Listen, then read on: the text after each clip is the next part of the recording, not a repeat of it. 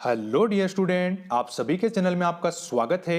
हम रीट एसएसटी में एसएस के टीचिंग मेथड पढ़ रहे थे, जिसके अंतर्गत अपन ने शिक्षा शास्त्री मुद्दे प्रथम के अंतर्गत यूनिट 11 के 3 टॉपिक कंप्लीट कर लिए थे। ये शिक्षा शास्त्री मुद्दे प्रथम का अंतिम टॉपिक है, समालोचनात्मक चिंतन का विकास। जो चिंतन वाला टॉपिक है वो अपन ने बाल विकास और शिक्षा शास्त्र में भी किया था कि बालक किस प्रकार चिंतन और अधिगम करते हैं, या वहां जाकर भी पढ़ सकते हो चिंतन के बारे में। और उसके बाद जो समालोचनात्मक चिंतन का जो प्रकार है वो इसमें अपन पढ़ेंगे, जिसका नाम है समालोचनात्मक चिंतन का विकास। सबसे पहले अपन देखते हैं चिंतन क्या है। तो चिंतन एक प्रकार की मानसिक प्रक्रिया होती है। मानव का एक विशिष्ट गुण होता है चिंतन, जिसकी सहायता से मानव क्या करता है, अपनी आदिम अवस्था से सभ्य अवस्था तक पहुंचने में सफल होता है।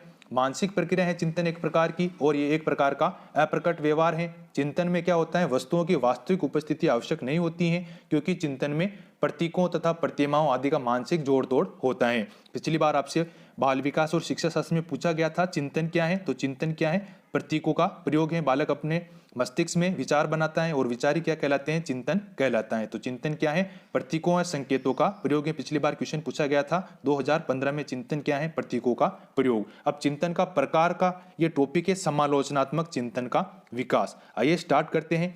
चिंतन क्या है, एक प्रकार की मानसिक प्रक्रिया होती है जिसका जन्म किससे होता है, समस्या के समय चिंतन का जन्म होता है।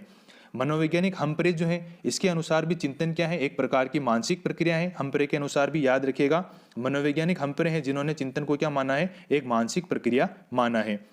चिंतन एक संज्ञानात्मक प्रक्रिया होती है और इसका आधार किससे है, प्रत्यक्षीकरण और स्मृति से है। याद रखना, चिंतन का आधार क्या है, प्रत्यक्षीकरण और स्मृति है।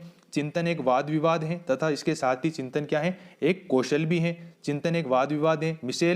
Mrs M L. जॉनसन ने कहा था चिंतन को सामाजिक क्रिया। याद रखिएगा, जॉनसन जो है इन्होंने चिंतन को सामाजिक क्रिया कहा था, और उनके अनुसार चिंतन का उचित विकास सामाजिक वाद विवाद से संभव है। याद रखना, चिंतन के बारे में किसने कहा था कि चिंतन का उचित विकास सामाजिक वाद विवाद से संभव है, तो किसने कहा था, जॉनसन ने। आप याद रखिएगा, जॉनसन के अनुसार चिंतन का उचित विकास सामाजिक वाद विवाद से संभव है।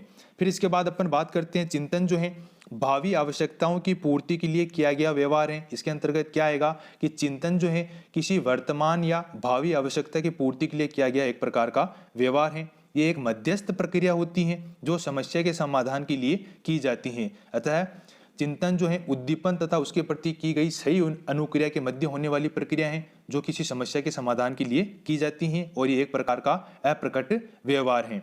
फिर इसके बाद अपन बात करते हैं चिंतन में क्या क्या चरण होते हैं। सबसे पहले आता है समस्या की उपस्थिति। चिंतन की क्रिया का आरंभ किससे होता है, समस्या की उपस्थिति से होता है। समस्या हमारे नियमित कार्यों में बाधा उपस्थिति करती है और उसे हम चिंतन के द्वारा दूर करते हैं। दूसरा चरण आता है इसका, विभिन्न विचारों का उत्पन्न होना। जब समस्या उपस्थित होती है तो हमारे मस्तिष्क में उसे हल करने के लिए अनेक विचार आते हैं। इनमें से जो विचार हमारी समस्या को हल करने योग्य होते हैं उनको अपने मस्तिष्क में अपन एकत्रित कर लेते हैं। फिर आता है विचारों का लक्ष्य के साथ समायोजन। जब समस्या को हल करने योग्य विचारों को इकट्ठा कर लिया जाता है तो उसी के आधार पर अपन अपने दिमाग में परिकल्पनाओं का निर्माण करते हैं, उनका समायोजन करते हैं। फिर आता है समस्या का हल खोजना। समस्या का समाधान के लिए प्रयत्न और भूल के द्वारा हमें हल खोजना पड़ता है। फिर आता है अंतिम चरण, सक्रियता। व्यक्ति का चिंतन जितना सक्रिय होता है वह समस्या समाधान में उतना ही सफल होगा। जितने प्रयास करेगा वो, उसके समस्या समाधान में वो ज़्यादा फायदा मिलेगा उसको, और सफल होगा समस्या समाधान में। तो चिंतन के चरण आप याद रखिएगा, 5 चरण हैं।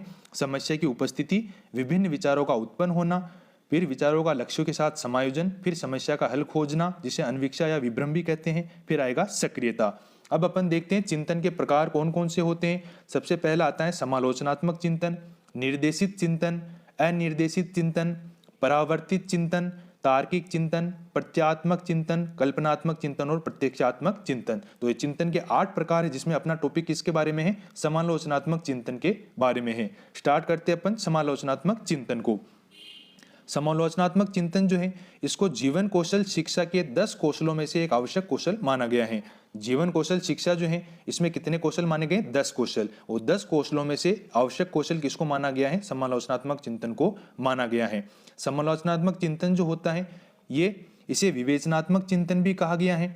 इसके बारे में इसके अंतर्गत क्या होता है कि किसी भी निर्णय पर पहुंचने से पहले उसके बारे में प्रत्येक पक्ष पर अच्छी भांति विचार किया जाता है और समालोचनात्मक चिंतन किया जाता है, और इसमें व्यक्ति निर्णय को पूरी तरह विस्तार से और व्यवस्थित रूप से जांचना सीखता है, निर्णय के कारणों के बारे में और परिणामों को विश्लेषित करने योग्य बनाता है।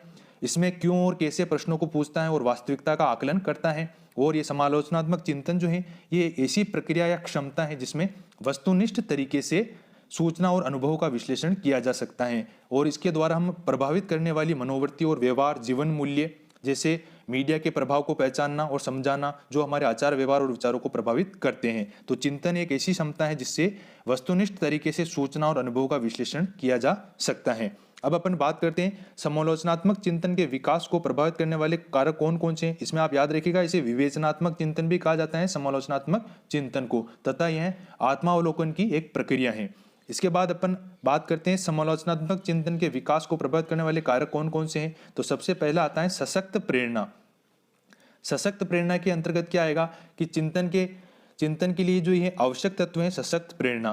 प्रेरणा का अगर अभाव होगा तो व्यवस्थित और नियंत्रित चिंतन नहीं हो पाएगा। किसी समस्या को सुलझाने की प्रेरणा जितनी सशक्त होगी उस विषय का चिंतन करने में अपना दिमाग, मस्तिष्क जो है उतना ही प्रयत्न करेगा। जैसे अगर कहावत है, जहाँ चाह वहाँ राह, अर्थात जहाँ प्रेरणा होगी वहीं से उसका समाधान होगा। तो प्रेरणा से उत्साह बना रहता है और थकान नहीं आती, तो इसके लिए प्रेरणा अत्यंत आवश्यक है चिंतन के लिए। दूसरा इसका कारक आता है ज्ञान और रुचि। ज्ञान और रुचि, यदि किसी विषय वस्तु में रुचि बिल्कुल नहीं है, अगर किसी विषय को सीखने में रुचि नहीं है तो उस विषय में चिंतन होना भी बहुत कठिन कार्य है। अगर रुचि नहीं होगी तो उस पर चिंतन पर ध्यान भी नहीं लग पाएगा। इसके विपरीत अगर जिस विषय में रुचि होगी तो उसमें ध्यान स्वाभाविक रूप से लग जाता है और चिंतन भी क्या होता है, स्वाभाविक रूप से होने लगता है। तीसरा जो इसका कारक आता है वो है सतर्कता और लचीलापन। समालोचनात्मक चिंतन को प्रभावित करने वाला तीसरा कारक है सतर्कता और लचीलापन।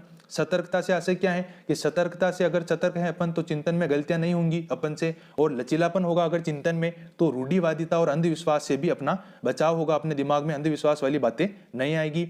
सतर्क रहने से व्यक्ति नए नए उपाय करेगा और आवश्यकता पड़ने पर उनका चिंतन में भी उचित उपयोग कर लेगा।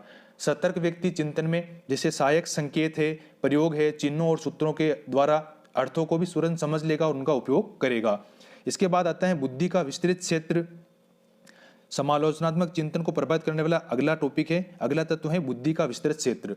चिंतन में अंतर्दृष्टि, पूर्व दृष्टि और पश्चात दृष्टि, ये तीनों दृष्टि बड़ी सहायक होती हैं, क्योंकि चिंतन में समस्या के सुलझाने के लिए उस समस्या के विभिन्न पहलू जो हैं, पक्ष जो हैं, उन पर परस्पर संबंधों पर दृष्टि रखना आवश्यक होता है। तो इसका चौथा तत्व कौन सा है, बुद्धि का विस्तृत क्षेत्र। फिर आता है अगला तत्व समालोचनात्मक चिंतन को प्रभावित करने का संवेग। फिर इसके बाद संवेग के बारे में क्या आता है, अगर तीव्र संवेगात्मक अवस्था में मानसिक संतुलन बिगड़ जाता है तो उससे क्या होता है, चिंतन में बाधा पड़ती है, इमोशन कहते हैं इसको। फिर इसके बाद आता है पूर्वाग्रह। पूर्वाग्रह क्या होते हैं, यदि किसी समस्या पर चिंतन करने से पहले हमारा किसी विशेष पक्ष में आग्रह है तो हमारा समस्त चिंतन उसी रंग में रंगा रहता है, वह निष्पक्ष नहीं होता। अतः पूर्वाग्रह से व्यक्ति चिंतन में पक्षपात करने लगता है और ठीक प्रकार से नहीं सोच सकता। शुभ चिंतन के लिए सभी प्रकार के पूर्वाग्रहों को छोड़कर तटस्थ भाव से चिंतन करना पड़ता है, तो पूर्वाग्रह का भी प्रभाव इस पर नहीं पड़ना चाहिए। फिर इसके बाद आता है समालोचनात्मक चिंतन के विकास के क्या क्या उपाय हैं, कैसे इसका उपाय विकास किया जा सकता है। कि कक्षा में बालकों को शिक्षक द्वारा नए नए तथ्यों की जानकारी दी जानी चाहिए जो उनके चिंतन को उत्तेजित करे। बालकों के ज्ञान का विस्तार करना चाहिए, क्योंकि ज्ञान जो है चिंतन का मुख्य स्तंभ, याद रखिएगा चिंतन का मुख्य स्तंभ क्या है, ज्ञान है। बालकों को तर्क तथा वाद विवाद और समस्या चिंतन शक्ति को प्रयोग करने के अवसर देने चाहिए। शिक्षकों द्वारा बालकों को किसी विषय को समझकर तथा बुद्धि के आधार पर सीखने के लिए उनको मोटिवेट किया जाना चाहिए, जिससे बालक क्या करेंगे, वास्तविक चिंतन की ओर अग्रसर होंगे, यथार्थवादी चिंतन की ओर अग्रसर होंगे। बालक को किसी विषय पर उसके विचार व्यक्त करने की पूरी आज़ादी दी जानी चाहिए। बालकों को अपने बाल्यावस्था से ही चिंतन के लिए प्रेरित किया जाना चाहिए, उत्प्रेरित किया जाना चाहिए। बालकों की चिंतन को वास्तविकता पर आधारित बनाने के लिए शिक्षकों द्वारा उन्हें नई नई वैज्ञानिक प्रणाली की ओर अट्रैक्ट किया जाना चाहिए। अब आते हैं शिक्षा शास्त्रीय मुद्दे द्वितीय की तरफ। यह आपके 12वीं यूनिट में आएगा शिक्षा शास्त्रीय मुद्दे, जिसमें अपन पढ़ेंगे प्रच्छा या अनुभविक साक्ष्य को अगले टॉपिक में। अगर आपको वीडियो पसंद आया तो इसे लाइक जरूर कीजिएगा और अपने फ्रेंड के साथ शेयर जरूर कीजिएगा। मिलते हैं अगले वीडियो में नए टॉपिक के साथ। शिक्षा शास्त्रीय मुद्दे सेकंड में पढ़ते रहिए आपके अपने चैनल के साथ। जय हिंद, जय भारत।